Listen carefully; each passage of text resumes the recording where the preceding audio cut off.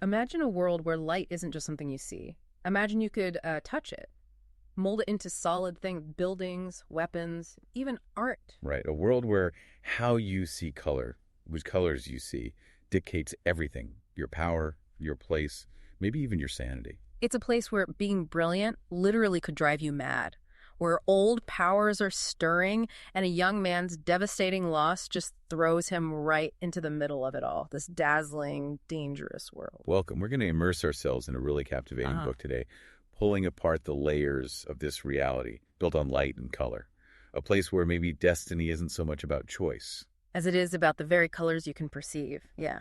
Before we jump right in, just a quick word about our Mindful Moments over on our YouTube channel. We use AI book analysis there to give you these bite-sized insights. Yeah, things designed to get you thinking, reflecting critically on the themes and ideas in books like this one. Stuff that stays with you. Okay, so let's lay the groundwork for this world first. The core idea is drafting. Drafting. That's the ability to take light from anywhere, really, the sun, a lamp, whatever, and make it solid, into this stuff called luxin. Exactly. And every color of luxin is completely different. It has its own properties. Like blue luxin is hard, right? Really rigid. Extremely hard and rigid. Great for building, for armor, things you don't want breaking. Then you have yellow, which is fascinatingly unstable. Shimmers like liquid. They call it brightwater, don't they? That's the one.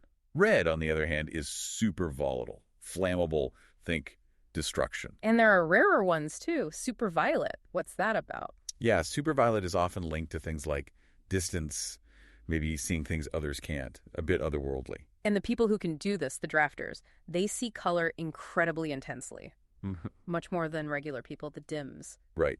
And their power depends on how many colors they can draft. You've got monochromes, just one color, bichromes, two, and then the really rare ones, polychromes, who can handle several, maybe even the whole spectrum. And at the very top, there's the prism. The prism, a unique figure, supposedly drafts every color. And their main job, crucially, is to keep the world's colors in balance. Balance, like stop magical natural disasters. Pretty much, yeah. The book suggests the prism literally prevents cataclysms by managing these color energies. It's a huge responsibility. And this person heads up the Chromaria. The Chromaria, that's the central government, ruling the Seven Satrapies, the different nations. The big power center. So it's into this world that we meet Kip. And it's not a gentle introduction. Not at all. We find him basically about to be executed, next to this criminal, Gaspar Ilos. And Gaspar he's a warning, isn't he? A stark one. He's a color white. Someone who drafted way too much of one color, lost their mind, and their body twisted because of it. Horrifying. His quiet resignation, though, telling Kip he's done running. It's chilling. And just as you're processing that personal horror, everything just erupts. King Garadul's army attacks Kip's village, Recton. Unleashing hell with red luxin. It's a massacre, not a battle. No, the book is brutal about it. Burning everything, killing everyone indiscriminately, even kids. Kip loses everything in an instant. His escape is just pure desperation. Running from soldiers, hiding, falling into a river, the emotional weight is crushing. Everyone he knew was dead. Everything he cared about was gone.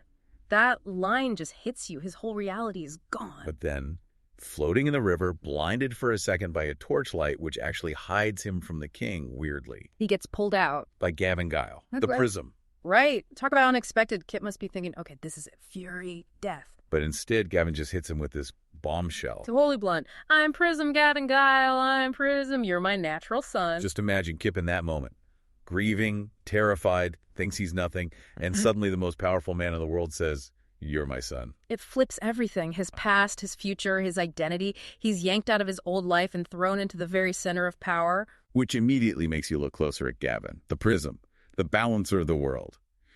But he's clearly got problems. Huge political tensions, especially with King Garadul, the guy who just destroyed Kip's life. And it's not a new fight, is it? There's history there. That awful burning of Garriston years ago, tied to Gavin's brother, apparently. Yeah, the descriptions of that are vivid. Red luxin fire, thousands jumping into the river, so many bodies they almost damned it, burning luxin on the water. It shows the scale of past horrors. And when Gavin confronts Garadul in the present, you see the difference. Gavin tries to talk, reason. Garadul's just pure ruthlessness, no compromise. So Gavin's carrying all this, past decisions, this pressure of something called the freeing coming up. We don't know exactly what that is yet, but it sounds important for drafters. And secrets. definitely secrets, especially around his past with Karis Whiteoak and his dealings with the White, who seems to be the head of the Chromaria's council.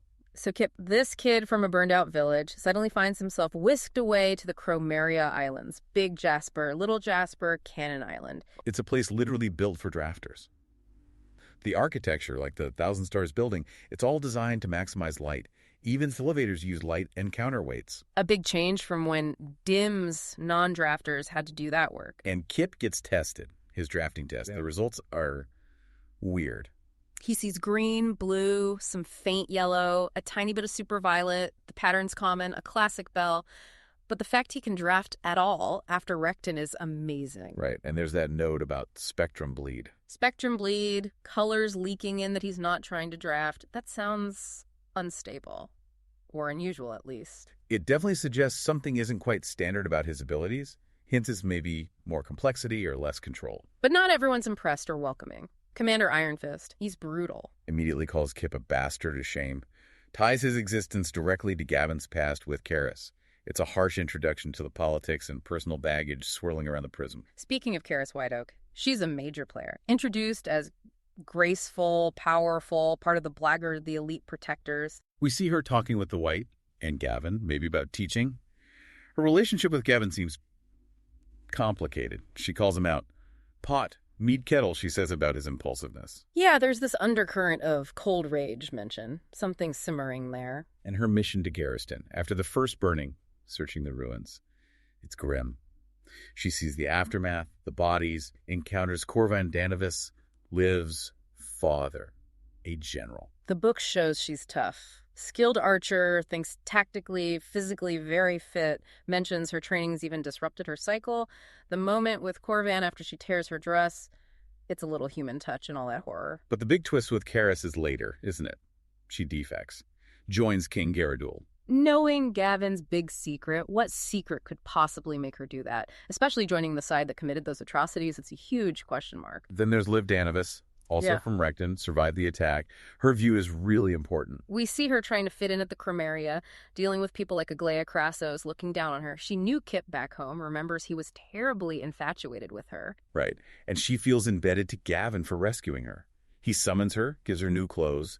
She feels totally out of her depth. Her chat with Kip about colors is really insightful, though. She gets the nuances, like yellow being unstable breakwater. She even has theories about Kip's drafting, based on his test and maybe his wily tongue. Maybe he's a discontiguous bichrome. Or could even draft orange, which seems rare or tricky. And she sees Kip and Karis later, riding straight for King Garadul at the Second Battle of Darriston. She gets their motivation, that shared burning need for revenge or justice. Which leads us to maybe the biggest secret dropped in this part of the book. Dazen.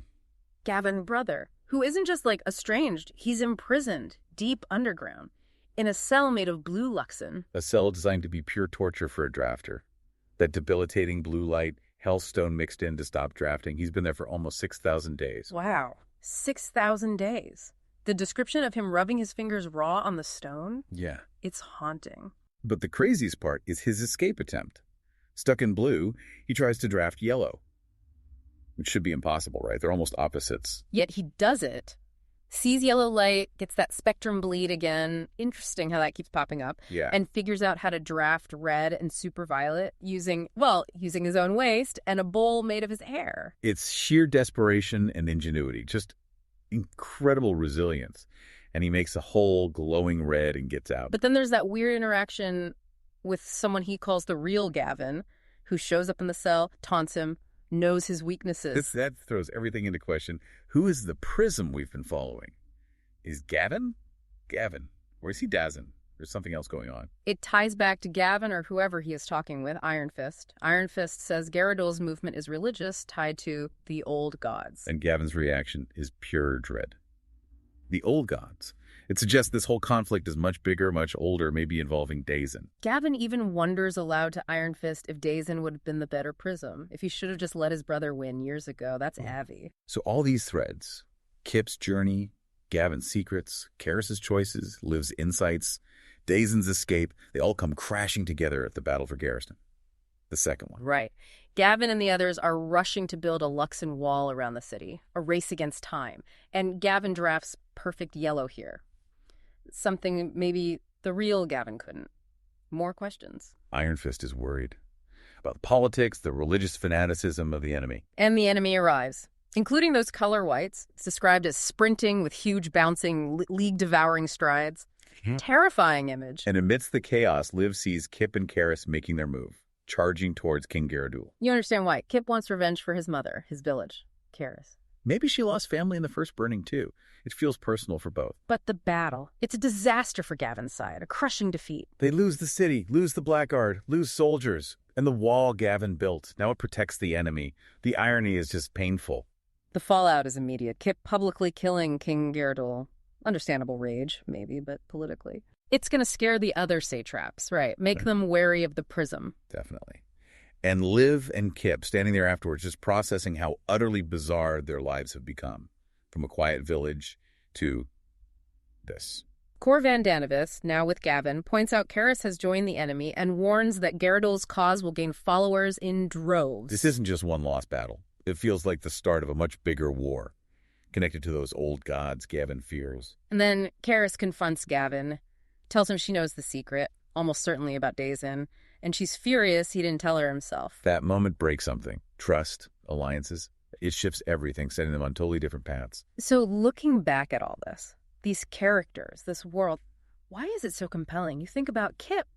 Scared kid, loses everything, finds out he has power, finds out his father's the most important man alive. It's such a journey about finding strength when you have nothing left, discovering who you are under pressure. And Liv's perspective. Seeing the world through color, noticing things others miss, it makes you think about how our own views shape what we understand. Yeah, the limits of perspective. And Gavin, the guy who seems to have it all, the power, the title. But he's drowning in responsibility, in secrets, and past mistakes. That struggle with power and truth is fascinating. These characters, they're dealing with things we all kind of grapple with, don't we? Facing the unknown, dealing with burdens we inherit, family secrets, leadership pressure. And finding out what we're capable of, often only when we're pushed right to the edge. Absolutely. If this discussion sparked your interest, you can explore more ideas like these through our Mindful Moments on our YouTube channel and, of course, in our podcasts. Here's something to chew on. If your identity, your abilities, were all tied to the colors you could see and control, how would that fundamentally change how you saw the world and your own place in it? If you enjoy exploring complex worlds and characters like these, definitely subscribe to the show. Share this discussion with someone else who loves diving deep into stories. You can find the book we talked about using the link in the description if you want to experience the whole story yourself. And as always, keep thinking critically about the stories you encounter.